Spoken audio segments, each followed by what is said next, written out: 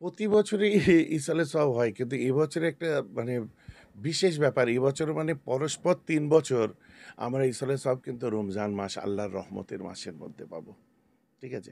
বড় জামাতের সাথে আমরা নামাজ পড়বো, সাহরি করবো, তারাবি পড়বো, তারপরে আফতার করবো। মানে একটা অন্যরকম ব্যাপার চলবে এবারে আল্লাহর রহমত আর রহমত আল্লাহ আমাদের সকলকে তার অংশীদার করে নিক। কোনো রকম মানে ত্রুটি আমরা রাখবো না ইনশাআল্লাহ।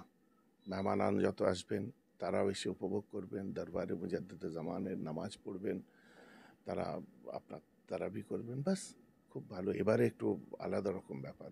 ৩ বছর ওপর আবার ৩৬ বছর পরে এই দিনটা আসবে। মুজাদ্দিদে জামান দাদা হুজুর কেবলা রহমাতুল্লাহ আলাইহির ইসলে সবের আবার ঠিক ২য় দিনে আমার আব্বাজানের ইন্তেকালের দিন পড়েছে। তারও আপনার মেহমানদারি ইনশাআল্লাহ যেভাবে করার করব আল্লাহ করাক। বাস এগুলো আমাদের সৌভাগ্য যে জাব্বে গাফিরের সাথে নামাজ হবে, সেই নামাজে আব্বাজানের জন্য দোয়া হবে। কুল মমিনিন মমিনাত চাচা যান সবাইয়ের জন্য, দাদি আম্মা দাদু যান সবার জন্য দোয়া হবে। আপনাদের সবাই আমাদের সবার জন্য দোয়া হবে। খুব ভালো লাগবে আব্বার ইন্তেকালের দিনেরও। হ্যাঁ রাইট, মধ্যের দিনে। বাস আর কটা দিনের বাকি, ২-৩ দিনের মধ্যেই আমাদের মানুষজন আসা যাওয়া আরম্ভ হয়ে যাবে। আর সবাই সাবধানে আসবে, সকলে হুটোপাটি করবে না। Safe drive save life, helmet পরে আসবে, বাইক চড়ে যারা আসবেন। হুটোপাটি একদমই না, একেবারেই নয়। রাস্তাঘাটে তারা সুন্দর সুশৃঙ্খলভাবে আসবে। পথে ঘাটে আসার পথে অন্যের অসুবিধা হবে না, তারা সেইভাবে আসবে। কারণ আমাদের এই সালে সব মানে সুফিজমের একটা মার্কাজ ফুরফুরা দরবার শরীফ। সুফিবাদী মানসিকতা নিয়েই সকলে আসবে, নরম মন নিয়ে, শান্তিপ্রিয়ভাবে।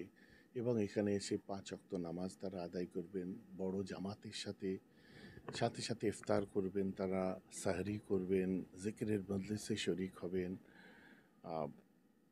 তারপর আমরা দোয়ায় শরিক হব একসঙ্গে, জিয়ারত করব, মুজাদ্দিদে জামানের মাজার জিয়ারত করবেন, ৫ হুজুরের মাজার জিয়ারত করবেন, বিভিন্ন যেসব মাজারাত আছে সেগুলোও জিয়ারত করবেন। সেখানে গিয়ে তাদের জন্যও আল্লাহর কাছে দোয়া চাইবো আমরা, আল্লাহ তাদেরকে জান্নাতে আলা মাকাম দিন, তাদের মাকাম আরও বৃদ্ধি করুন। তার সাথে সাথে আমরাও যেন তার ফয়জে আব হই, আল্লাহ আমাদেরকেও মানে কবুল করুন, আল্লাহর কাছে এইসব দোয়া চাইবো।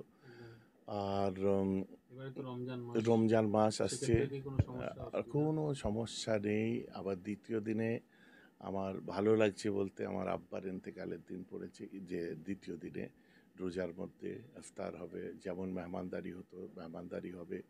কোনো চিন্তা নেই, সবাইকে দাওয়াত তো দেওয়াই আছে পুরোনো দিন থেকে। দাদা হুজুর কেবলা, ৫ হুজুর, আব্বা জানেরা, চাচা জানেরা দাওয়াত দিয়ে রেখেছেন। আপনাদের যেন পরিষেবা আমরা ভালোভাবে দিতে পারি, এই দোয়াই আমাদের জন্য করবেন এবং আপনারা সুষ্ঠুভাবে আসতে পারবেন, সে আপনাদের জন্য সেই দোয়া আমরা করি।